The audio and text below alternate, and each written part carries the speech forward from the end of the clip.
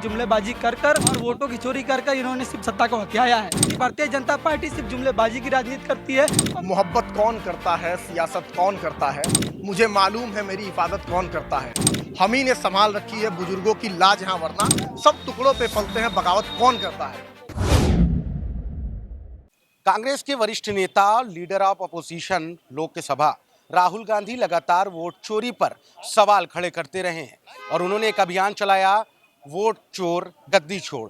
इसी क्रम में लखनऊ में एनएसयूआई के कुछ छात्रों ने एक अभियान चलाया है जिसमें सिग्नेचर अभियान चलाया गया है एनएसयूआई द्वारा। यहाँ लड़कों ने, जो एनएसयूआई के तमाम लीडर हैं, युवा नेता हैं, वो वोट चोरी पर ये सिग्नेचर अभियान चला रहे हैं। बात करेंगे उनसे। कुछ लोग यहाँ हैं।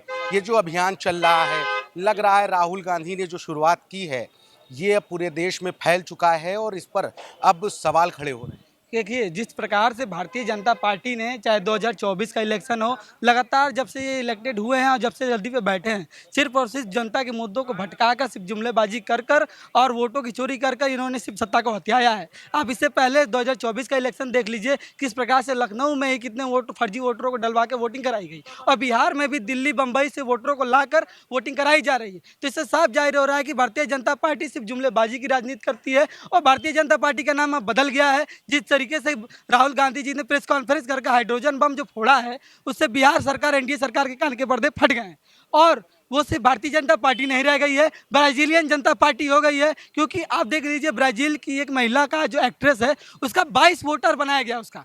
तो साफ जाहिर हो रहा है कि सिर्फ और सिर्फ ये सिर्फ जुमलेबाजी कर रही है और लखनऊ विश्वविद्यालय में एनएसयूआई द्वारा हस्ताक्षर अभियान चलाकर ये लगातार जारी किया जा रहा है, लोगों को बीच जागरूक किया जा रहा है कि जो वोट चोरी हो रही है उसके खिलाफ हमारा अभियान जारी रहेगा। अभी विश्वविद्यालय लखनऊ विश्वविद्यालय में है, इससे पहले दिल्ली विश्वविद्यालय में भी हो चुका है, काशी विद्यापीठ में भी हो चुका है, बीएचयू में भी हो चुका है और ये तब तक नहीं टिका जब तक 27 का इलेक्शन पूरी तरीके से हो नहीं जाता। तमाम तरह से ये अभियान चलाए जा रहे हैं। आपसे एक सवाल है कि क्या यूथ को लेकर जो राहुल गांधी लगातार कर रहे हैं, और ब्राजील की एक महिला का दिखाया कि 22 जगहों पर वोट करना, तो ये कैसे देख रहे हैं? यूथ और खास करके युवा ही देश का भविष्य माने जाते हैं और चेंजेस करते हैं, तो एनएसयूआई क्या इसे घर घर अभियान भी चलाएगा?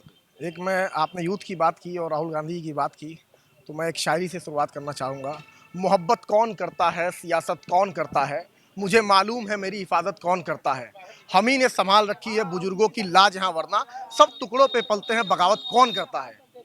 हर दशक में, हर तानाशाही सरकार के खिलाफ यूथ ने ही मोर्चा संभाला है। वो आप कभी भी देखिएगा, जब भी युवा जागा है तब तक सत्ता परिवर्तन हुआ है।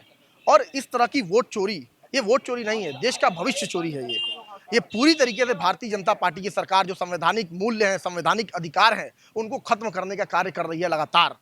अभी तक तो ये सारी चीजें पर्दे के घेरे में थे, ईवीएम पे सवाल उठते थे, लेकिन अब राहुल गांधी ने जिस हिसाब से रिसर्च कराई है, नेता प्रतिपक्ष हैं, और जिस हिसाब से उन्होंने ठोस मुद्दा रखा है, वो युवाओं के बीच पूरी तरीके से एक्सेप्ट किया जा रहा है। आप देखेंगे, युवा पूरी तरीके से अपने सोशल मीडिया पे डाल रहे हैं इस कैंपेन को और जगह जगह पे इसके लिए आवाज उठा रहे हैं, मोदी को वोट चोर कह रहे हैं। मैं अभी कुछ समय पहले बिहार में था, 6 तारीख को वोटिंग हुई बिहार में। दानापुर विधानसभा सीट है, वहां पे नदी के पार यादवों का गांव था, उनको वोट नहीं डालने दिया गया, प्रशासन ने पूरी तरीके से उनको रोका। तो ये पूरी तरीके से बीजेपी कहीं ना कहीं कटघरे में खड़ी हो रही है और बार बार राहुल गांधी जी हमला तो इलेक्शन कमीशन पे कर रहे हैं, फिर बीजेपी को इतना क्यों दर्द हो रहा है? इलेक्शन कमीशन को कायदे से सफाई देनी चाहिए। तो पूरी तरीके से भारतीय जनता पार्टी इन कार्यों में लिप्त है। आपने महाराष्ट्र में देखा, आपने कर्नाटक में देखा और हरियाणा में, जहां पूरी तरीके से क्लियर मैंडेट मिल रहा था कांग्रेस पार्टी को, वहां पे भी मोदी खेल खेल गए। वहां पे भी जितने भी हम लोग के विधायकों को हराया उन्होंने, कांग्रेस पार्टी के 3-3 हजार वोट से, 4-4 हजार वोट से। तो इसीलिए कांग्रेस पार्टी ने इन सारी चीजों पे रिसर्च किया और एक पुख्ता मुद्दा लाया है इस देश में। अच्छा, कर्मी भी खड़े हैं आप लोगों को ले जाने के लिए। देखिए, जब जब मोदी डरता है, पुलिस को आगे करता है, तो पुलिस तो हमेशा आगे रही है। और मतलब मोदी जी को सोचना चाहिए, जो रोजगार नहीं दे रहे हैं, मैं तो यही सोचता हूँ, जो पुलिस भर्ती ये लोग नहीं निकालते हैं, सिपाही भर्ती ये लोग नहीं निकालते हैं, उनको सोचना चाहिए उनकी सुरक्षा कौन करेगा। आर्मी को भी 4 साल के ठेके पे मोदी जी ने बेच दिया है। तो मोदी जी को एक कतई सोचना चाहिए, कम से कम ये तो भर्तियां निकाले। 2 करोड़ रोजगार का वादा किए थे और युवाओं के साथ मतलब इतना दौड़ा दौड़ा के पीटा है सड़कों पे। तो खैर, हम वोट चोरी के मुद्दे पे रहते हैं। एनएसयूआई ने पूरे इंडिया भर की यूनिवर्सिटीज में ये अभियान चलाया है और भारी तौर पे हम लोग को युवाओं का समर्थन मिल रहा है, स्टूडेंट का समर्थन मिल रहा है। और इस चीज को हम यहीं दबने नहीं देंगे। इस मुद्दे को हम संसद तक ले जाएंगे, संसद को घेरेंगे और मोदी जी को जो लंगड़ी सरकार है उसको हम उखाड़ फेंकेंगे, कार करेंगे। ये तमाम एनएसयूआई के छात्र हैं जो यहाँ लखनऊ विश्वविद्यालय पर प्रदर्शन कर रहे हैं, वोट चोरी को लेकर सिग्नेचर अभियान चला रहे हैं और राहुल गांधी की आवाज से अपनी आवाजों को मिला रहे हैं। लेकिन देखना ये होगा कि राहुल गांधी जिस तरह से लगातार वोट चोरी अभियान को लेकर बातें कर रहे हैं और इलेक्शन कमीशन पर सवाल खड़े कर रहे हैं, क्या आने वाले वक्त में इसका कोई फायदा कांग्रेस को दिखता है या नहीं। लखनऊ से सहयोगी आयुष सोनी के साथ मैं अली नकी, द लीडर हिंदी।